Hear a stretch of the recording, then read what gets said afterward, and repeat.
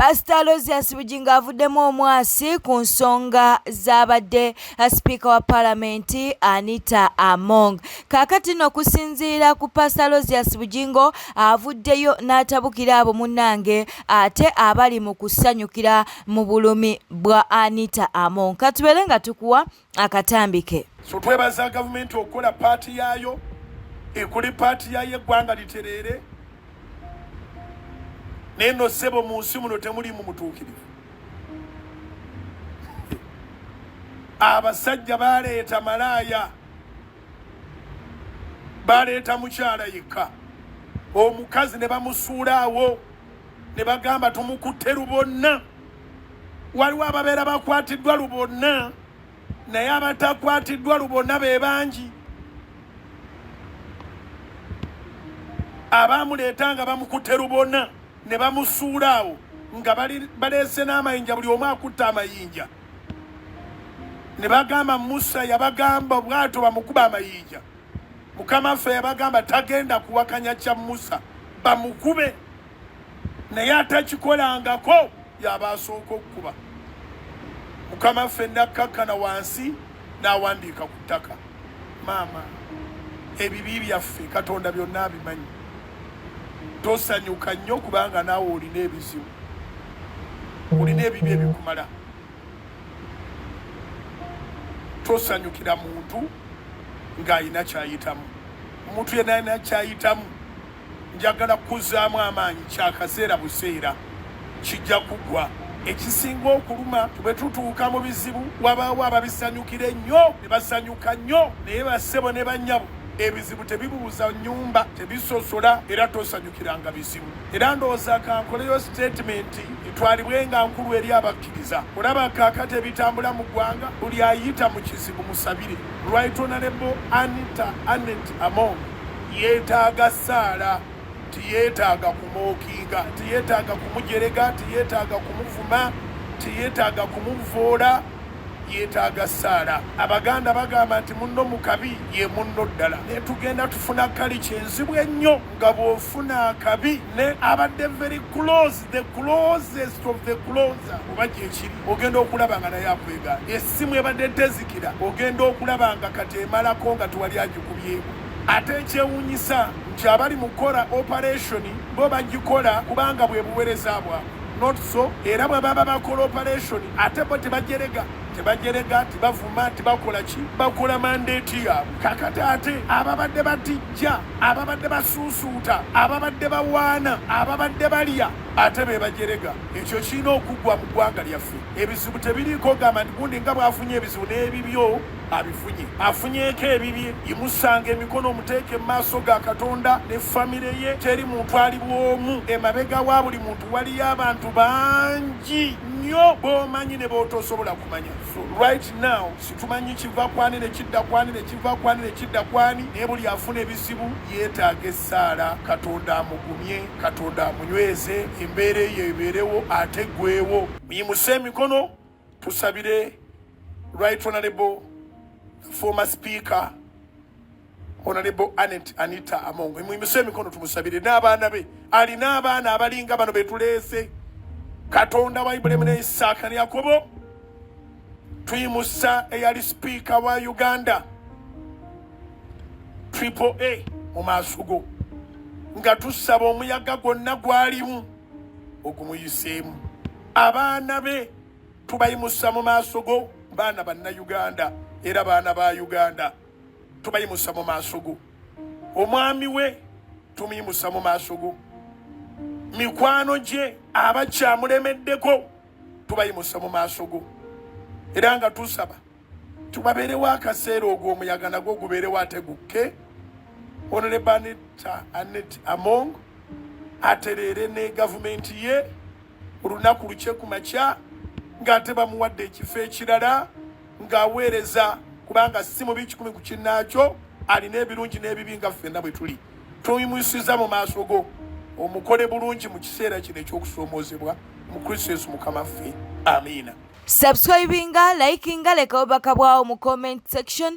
Kitalo nnyo, kitalo ddala. Munnange ge tufuna galaga nti mbu nkiddamu mbu okusinziira ku katami kano ke tugenda okubeera nga ate tukuwa mbu bebe cool ye yali emabega w'okuttibwa oba w'okutta radio okitegeera katukuwa akatambi byambu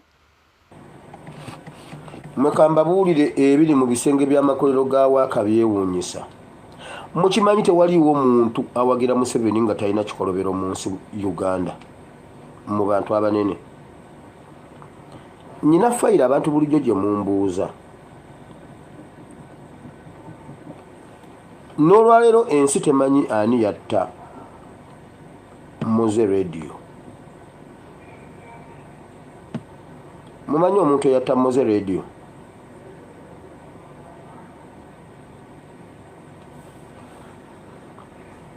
Kenzo yatta Danis ku mapeesa.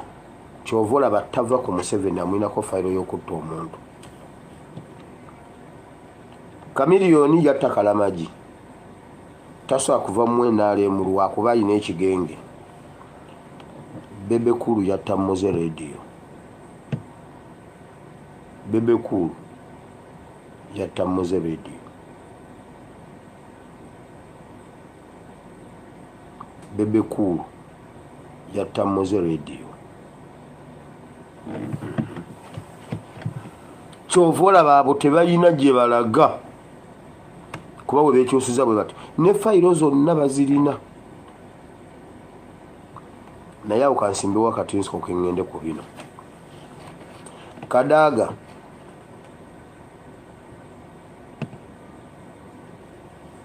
bino nja kubiddako olulala. Bino ebintu byange byensimbyeko akati mbijjukira abeeruka ya sinnabeerabira. Luka ya next week nga ndi settled nzija. Oyo omusajja yagoba abaana ba Nuupu mu katale n'atunda omudaala gumu guliko abantu bameka omuntu mu mwezi akolamu ennaku 4.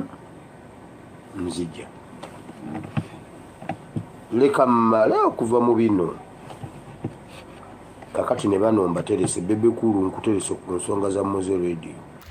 Bwetweyongerayo munnange nnamwandu w'omugenzi Kalangwa omulala azuuse nga si mulala ye Mary Butter. Bavuddeyo ne babeera nga ate batuwa bwino nti munnange Mary Butter abadde omu ku bakyala b'omugenzi Kalangwa. Era mukyala mukulu mbw akitegeere mbu munnange Mary Butter abadde mujjawe. Bannange katukuwa akatambi. Kalangwa yaliko bba wa Mary Butter. Kalangwa yaliko bba wa Mary Butter. Mary Butter akyali mu kuba production biseera byo nali kawongo ku mwalo. Mary Butter ng'ajja mawulire ne gatandika gakyakanya ensi ekimanyi kuba Mary Butter mukwano gwange nnyo omu ku bakyala b'empa ekitiibwa sola mwogerako byaki byakalebule era we tuba tusaasira tumusaasira afiiriddwe omuntu omu akola memory mu bulamu bwe ali mu bulamu bwa Mary Butter. Kalangwa abubaddemu nnyo Mary Butter okufuuka kyali. Kalangwa ye yakwata ku Mary Butter. Yes sir. Kati Mary Butter lagitavaayo. Ezo ennyimba Edeni ki Kalangwa ye yamukwatako ye yali promota we. Yali nga manager we. N'amanagingira ddala kubeera yali alina okumanajinga. Mulina bwino mbadde ate nesibimanyi. Era saawa zino alabika tali mu ngatto kubanga yeesibye ekimu. Alina okukungubaga Mary Butter. Okay. So kati Kayunga yafudde ki? Kalangwa yafudde ki? Yafudde accident awo essuka awo n'atera otuuka ennazigo. Misa Kisemakulu avuddeyo n'abeera nga ate abuulirira abaana ab'omugenzi ate ngono yali mukwano gwe Paul Kafeero. N'abali mu famire ya Paulo Kafeero tewali agenda kufuna maanyi ga Paulo Kafeero ne bwe munaagalwanira mutya. Tewali. Oli maanyi ganjegere maanyi ge ganjegere kumwe tekuli maanyi ganjegere. Genda noonya kkubo lyo ate naawe osobola okuba maanyi ganjegere mu walala mu kukanika mu kuvuga emmotoka z'empaka mu kukuba ebikonde mu kukola biki.